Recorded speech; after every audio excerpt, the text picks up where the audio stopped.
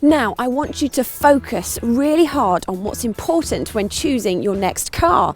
Is it driving dynamics, the looks of a hatchback, but enough room for all your camping equipment for your newfound love of UK holidays? Think your only option is to settle for a boring estate car? Well, think again. The clue is at the beginning. The new Ford Focus estate is far from boring. But one of the main problems with the Focus was the size of the boot. So is the estate version the perfect solution?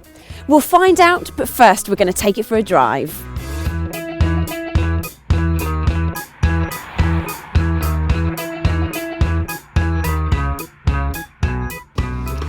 Drives just as well as the hatchback, and that's thanks to the responsive steering, slick gear changes and very little roll in the corners. In fact, it suits these winding country roads that we're driving on now.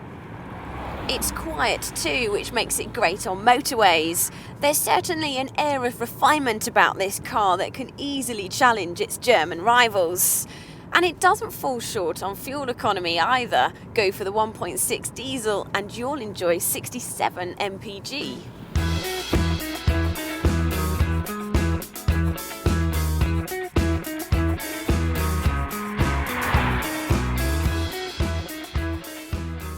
And your passengers won't be moaning for regular service station stops either, because the back of this car easily accommodates tall adults. In fact, the passenger that I have with me today is 6'4", and look how much headroom he has.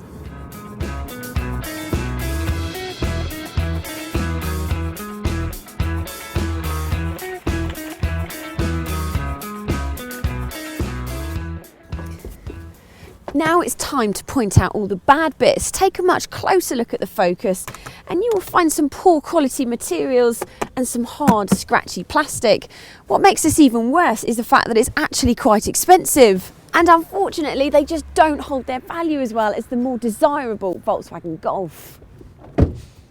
I know what you're thinking. The boot is supposed to be a positive aspect of an estate car.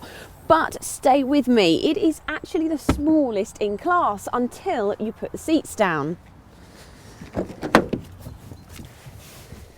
Now, if you just bear with me whilst I dismantle these seats.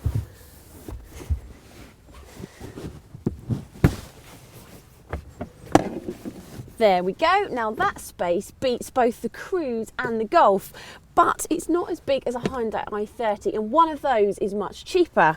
Furthermore, you have to actually take the headrest off just to get a completely flat floor. However, it does redeem itself slightly because the wide boot opening and the virtually no load lip does mean that it's easy to get things in and out of. I had to finish on a positive.